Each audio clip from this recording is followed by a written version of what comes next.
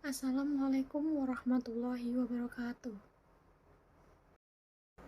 Perkenalkan, nama saya Novita Eka Lestari dengan NIM 205221058. Di sini saya akan mempresentasikan tentang studi Islam diskursus kontemporer, Islam dan hak asasi manusia atau HAM. Di sini saya akan membahas tentang yang pertama ada pengertian hak asasi manusia, yang kedua ada sejarah hak asasi manusia, yang ketiga ada konsep hak asasi manusia dalam Islam, yang keempat ada hak asasi menurut konsep Barat, yang kelima ada hak asasi menurut konsep Islam. Pengertian hak asasi manusia. Hak asasi manusia terdiri dari 3 kata, yaitu hak yang berarti benar atau milik, asasi yang berarti bersifat dasar dan pokok tindakan, manusia yang berarti orang atau makhluk yang berbudi.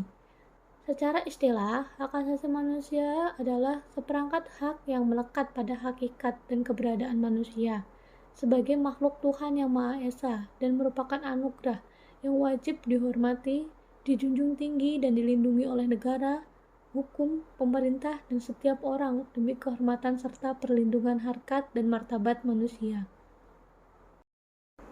Sejarah hak asasi manusia. Konsep tentang hak asasi manusia sebenarnya sudah ada sejak masa filosof dan politikus Yunani, Solon abad ke-6. 3 abad kemudian, Platon dan Aristoteles berhasil membuat peraturan undang-undang untuk penduduk Athena. Kemudian, Cicero, seorang ahli hukum Romawi, berpendapat bahwa semua manusia mempunyai kedudukan yang sama di muka umum, dilahirkan dalam keadaan bebas merdeka.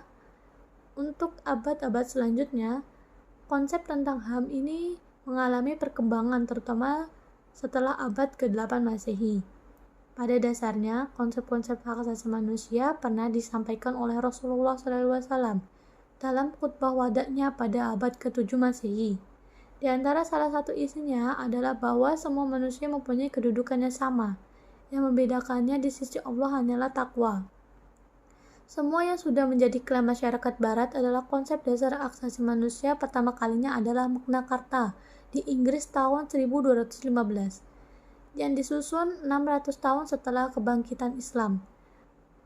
Menurut Maududi, sebenarnya Barat tidak mempunyai konsep tentang hak-hak asasi manusia dan hak-hak warga negara.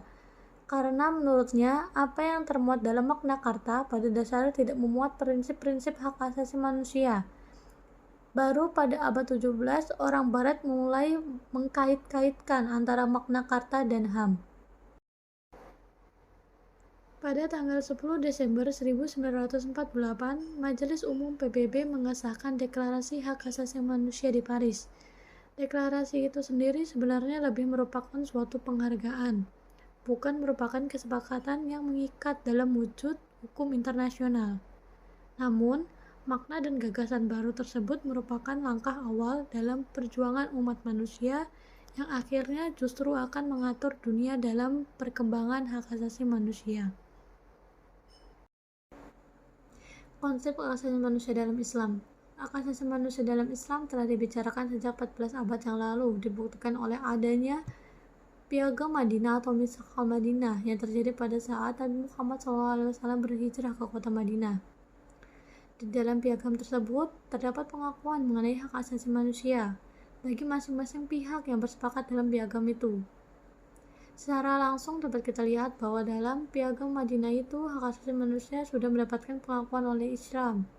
Syekh Syaukat Husain mengemukakan bahwa hak asasi manusia dikategorikan dalam 2 klasifikasi. Yang pertama, hak asasi manusia yang didasarkan oleh Islam bagi seseorang sebagai manusia. Yang kedua, hak asasi manusia yang diserahkan kepada seseorang atau sekelompok tertentu yang berbeda. Kemudian ada kesamaan atau kompatibilitas antara HAM yang terkandung dalam Islam. Yang pertama ada hak atas hidup dan hak untuk mendapatkan perlindungan. Yang kedua ada hak atas keamanan. Yang ketiga ada hak atas kebebasan beragama. Yang keempat ada hak atas persamaan di hadapan hukum. Yang kelima ada hak kebebasan bersyarikat dalam Islam.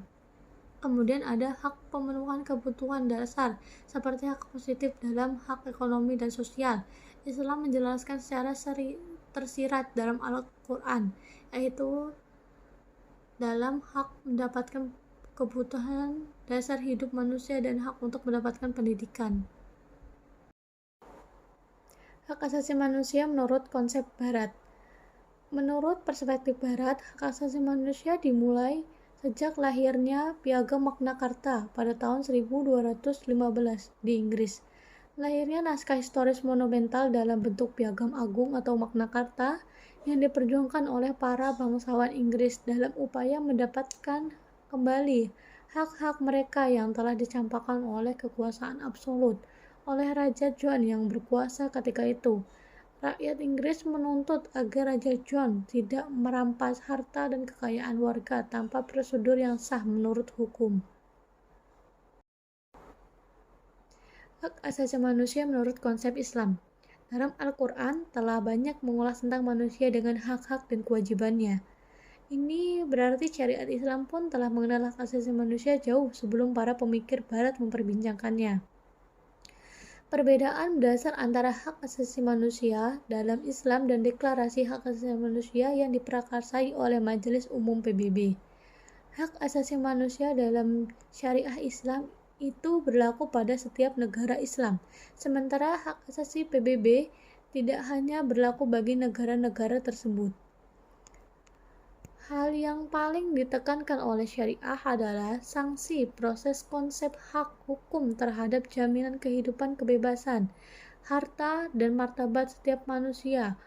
Oleh karena itu, hukum-hukum Islam merupakan peraturan layak tentang sikap yang beriman di dunia dan di akhirat.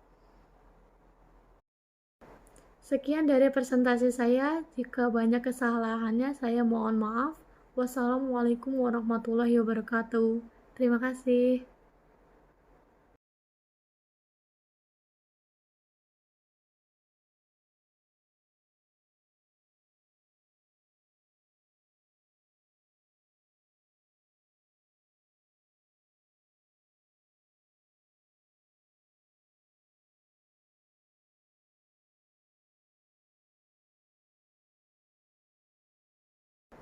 Sekian dari presentasi saya. Jika banyak kesalahannya, saya mohon maaf. Wassalamualaikum warahmatullahi wabarakatuh. Terima kasih.